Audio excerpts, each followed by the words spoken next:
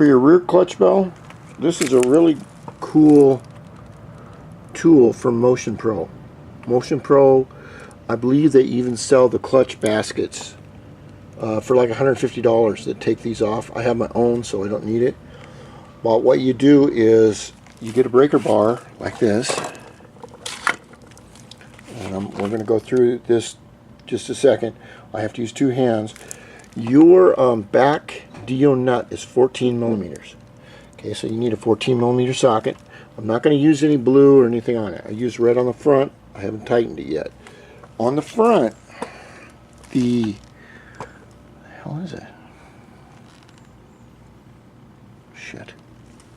Oh, there it is. Your socket for the front, 17 millimeters. Right there. So if you get a 14 and a 17 and the breaker bar, you're doing okay. Now I'm going to tighten both these down and then put the covers on. Start it up. Hopefully it will run and everything will be perfect and no problems, I hope. Okay.